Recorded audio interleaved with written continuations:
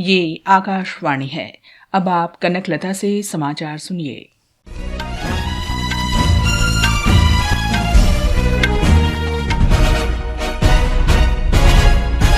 प्रधानमंत्री नरेंद्र मोदी आज दिल्ली के जवाहरलाल नेहरू स्टेडियम में पीएम स्वनिधि लाभार्थियों को संबोधित करेंगे। कार्यक्रम में प्रधानमंत्री मोदी 1 लाख रेहड़ी पटरी वालों को योजना के अंतर्गत ऋण वितरित करेंगे, जिनमें दिल्ली के 5000 रेहड़ी पटरी वाले भी शामिल हैं। श्री मोदी दिल्ली मेट्रो के चौथे चरण के 2 अतिरिक्त गलियारे लाजपत नगर से साकेत जी ब्लॉक और इंद्रलोक से इंद्रप्रस्थ की आधारशिला भी रखेंगे, जिनकी कुल लंबाई 20 किलोमीटर से अधिक होगी। प्रस्तावित गलियारों से संपर्क सुविधा में सुधार और यातायात सुगम होगा। भूटान के प्रधानमंत्री दाशो त्शेरिंग तोब्गे 5 दिन की भारत यात्रा पर नई दिल्ली पहुंच गए हैं। इस वर्ष जनवरी में प्रधानमंत्री पद संभालने के बाद ये उनकी पहली विदेश यात्रा है। केंद्रीय मंत्री अश्विन कुमार चौबे ने दिल्ली हवाई अड्डे पर उनका स्वागत किया। विदेश मंत्रालय ने कहा है कि भूटान के प्रधानमंत्री राष्ट्रपति द्रौपदी मुर्मू से मुलाकात करेंगे और प्रधानमंत्री नरेंद्र मोदी के साथ द्विपक्षीय वार्ता भी करेंगे। श्री शेरिंग तोब्गे मुंबई भी जाएंगे।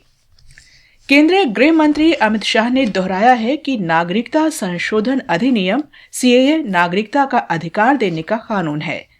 उन्होंने स्पष्ट किया है कि कानून किसी की भी नागरिकता नहीं छीनेगा। समाचार एजेंसी से साक्षात्कार में श्री शाह ने कहा कि सीएए अफगानिस्तान, बांग्लादेश और पाकिस्तान से आए हिंदू, सिख, बौद्ध, जैन, ईसाई और पारसी शरणार्थियों को अधिकार और नागरिकता उपलब्ध कराएगा।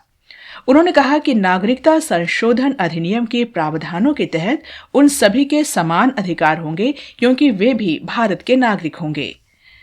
गृहमंत्री ने कहा कि अल्पसंख्यकों को डरने की कोई जरूरत नहीं है, क्योंकि सीएए में ऐसा कोई प्रावधान नहीं है जिससे किसी की नागरिकता छीनी जा सके। सड़क परिवहन और राजमार्ग मंत्री नितिन गडकरी ने कर्नाटक में 295 सड़क विकास परियोजनाओं के लिए 1385 करोड़ रुपए से अधिक की स्वीकृति दी है। उन्होंने कहा कि इस प्रयास का उद्देश्य आधारभूत ढांचे को उन्नत बनाने के साथ संपर्क सुविधा बढ़ाने और सामाजिक आर्थिक विकास में तेजी लाने का वायदा पूरा करना भी है। श्री गडकरी ने तेलंगाना में 435 किलोमीटर से अधिक लंबी 31 राज्य सड़क परियोजनाओं के लिए 850 करोड़ रुपए भी स्वीकृत किए हैं। उन्होंने कहा कि इससे आर्थिक वृद्धि को प्रोत्साहन मिलेगा, स्थानीय पर्यटन बढ़ेगा और क्षेत्रीय अर्थव्यवस्था समृद्ध होगी। एक राष्ट्र एक चुनाव पर उच्च स्तरीय समिति ने आज नई दिल्ली में राष्ट्रपति द्रौपदी मुर्मू को रिपोर्ट सौंपी। पूर्व राष्ट्रपति रामनाथ कोविंद की अध्यक्षता में यह उच्च स्तरीय समिति गठित की गई थी। विधि और न्याय मंत्रालय के अनुसार एक राष्ट्र एक चुनाव आकांक्षी भारत के लिए मुख्य बिंदु है। मंत्रालय ने कहा कि सभी सुझावों पर सावधानी पूर्वक विचार विमर्श के बाद उच्च स्तरीय समिति ने देश भर में सभी चुनाव एक साथ कराने के लिए 2 चरणों वाली प्रक्रिया की सिफारिश की है। प्रधानमंत्री नरेंद्र मोदी ने देश भर में पहली बार मतदान करने वाले मतदाताओं के उत्साह को चित्रित करने वाला एक वीडियो साझा किया है। सोशल मीडिया एक्स पर श्री मोदी ने एक पोस्ट में कहा कि पूरे देश के युवा मतदाता कह रहे हैं, मेरा पहला वोट देश के लिए। विज्ञान तथा प्रौद्योगिकी मंत्री डॉक्टर जितेंद्र सिंह ने देश तथा विश्व में वैज्ञानिक उपलब्धियों में भारत की भूमिका की सराहना की है।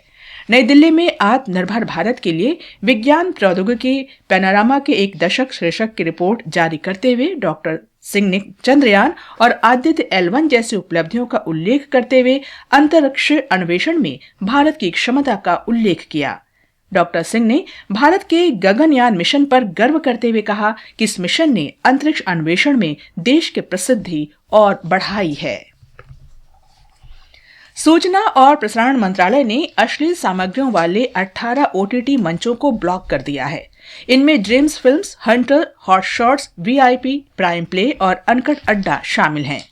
इन मंचों के साथ जुड़े 19 वेबसाइटों, 10 ऐप्स और 57 सोशल मीडिया खातों पर भारत में प्रतिबंध लगा दिया गया है।